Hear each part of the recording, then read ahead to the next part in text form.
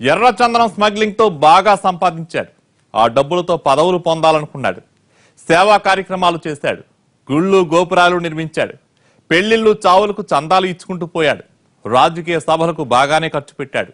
గత ఎన్నికల్లో టికెట్ కోసం తెగ ప్రయత్నించినా అదృష్టం కలిసి రాలేదు. గతంలో చేసిన పాపాలు ఊరికే పోతాయా? ఆ అంతర్జాతీయ స్మగ్లర్ను కటకటాల్లోకి పంపారు పోలీసులు.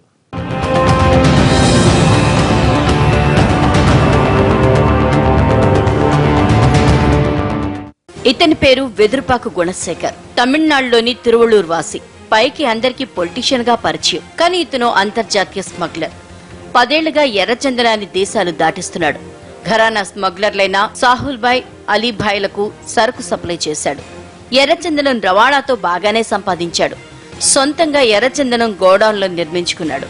2013లో ఒకసారి తమిళనాడు పోలీసుల దాడిలో ఇతని గోడౌన్లో ఏకంగా 13 టన్నుల సరుకు దొరికింది. ఇప్పటి వరకు 100 మెట్రిక్ టన్నుల ఎర్రచందనాన్ని రవాణా చేశాడని అంచనా. ఈ బడా స్మగ్లర్ కి మరో కోణం కూడా ఉంది. అది రాజకీయ నాయకుడి రూపం. రియల్ ఎస్టేట్ ద్వారా కోట్లు సంపాదిస్తున్నానని తన ఏరియాలో తెగ బిల్డప్ ఇచ్చాడు. ఎర్రచందనం ద్వారా సంపాదించిన డబ్బును గుడులు గోపురాల నిర్మాణానికి పంచాడు. తనను నమ్ముకుని వచ్చిన వారికి పెళ్లిళ్లు చావులకు దాన ధర్మాలు చేశాడు. ప్రజల్లో మంచి పేరు తెచ్చుకున్నాడు. రాజకీయాల్లో రాణించడానికి ఇదంతా చేశాడు. మొన్న జరిగిన శాసనసభ ఎన్నికల్లో 2 పార్టీల టికెట్ల కోసం ప్రయత్నించాడు. కానీ ఏ పార్టీ ఇతన్ని ఆదరించలేదు. అంతకుముందు స్థానిక సంస్థల ప్రజాప్రతినిధి కావాలని ప్రయత్నించి విఫలమయ్యాడు. ఎప్పటి నుంచో ఈ ఇంటర్నేషనల్ స్మగ్లర్ పై నిఘా పెట్టిన red sandal anti smuggling task force పోలీసులు చివరికి గుణశేఖర్ ని పక్క ఆధారాలతో పట్టుకున్నారు. అతన్ని అరెస్ట్ చేసి ఖరీదైన ఫర్నిచర్ వాహనాన్ని స్వాధీనం చేసుకున్నారు. ఇతనిపై 17 ఫారెస్ట్ కేసులతో పాటు సత్యవేడు, తిరుపతి అర్బన్ పోలీస్ స్టేషన్లో కేసులున్నాయి. గోపురాలకి రాజకీయాలకి ఖర్చు పెడుతుంటాడు. ఈయన అరెస్ట్ చేసి రిమాండ్కి పంపించడం జరుగుతూ ఉంది. ఇంటర్నేషనల్ స్మగ్లింగ్కి సంబంధించి ఇంకా కొంత సమాచారం పెట్టాము.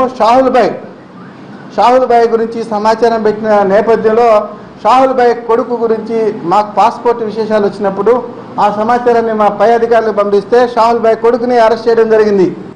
మొత్తానికి రాజకీయ నేత ముసుగులో ఉన్న స్మగ్లర్ చివరికి కటకటాలు పాలయ్యాడు.